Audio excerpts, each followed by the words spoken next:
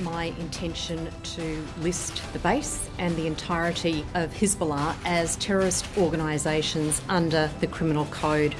Australian Broadcasting Corporation کی report کے مطابق آسٹریلیا سفید فام نیو نازی غلبہ پرست تنظیموں کو بھی بلیک لسٹ کر رہا ہے۔ اس سے قبل مئی میں امریکہ نے دنیا بھر میں حزب اللہ کے خلاف اقدامات کرنے کا کہا تھا اور سعودی عرب نے لبنانی القرض الحسن نامی تنظیم کو حزب اللہ کی معاونت کرنے کے الزام میں دہشت گرد قرار دیا تھا۔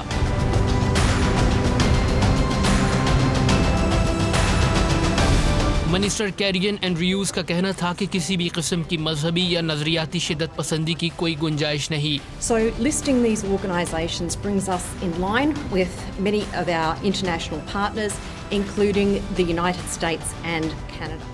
واضح رہے کہ برطانیہ اور کینیڈا نے پہلے ہی حزب اللہ کو دہشت گردی کی فہرست میں شامل کر رکھا ہے۔ یاد رہے کہ مغربی ممالک کے نزدیک اسلام شدت پسند دین ہے اور تمام مسلمان دہشت گرد ہیں، اور ہر وہ جماعت جو اسرائیل اور امریکہ کی انسانیت سوز سرگرمیوں کی مخالفت کرتی ہے وہ دہشت گرد ہے۔ השבת הביטחון והשקט اس معیار کا اندازہ اس بات سے لگایا جا سکتا ہے کہ بھارتی شدت پسند مذہبی گروہ RSS، VHP، شیو سینا وغیرہ عسکریت پسند اور متشدد گروہ ہیں جنہوں نے کروڑوں اقلیتوں کا جینا دو بھر کر دیا ہے، مگر وہ بلیک لسٹ میں شامل نہیں۔ اس کے علاوہ یمن اور کشمیر پر جاری بھارتی و سعودی جارحیت کے ذمہ دار طبقہ بھی اس فہرست میں شامل نہیں ہوئے۔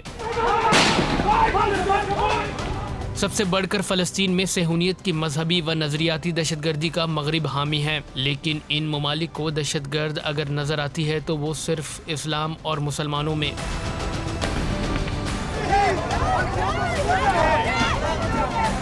حزب اللہ، حماس اور انصار اللہ جیسی مقاومتی تحریکوں کا مغرب کی جانب سے بلیک لسٹ ہونا کوئی اچنبے کی بات نہیں، مگر امریکہ و اسرائیل کی آنکھ کا تارا ہونا ضرور مشکوک ہے۔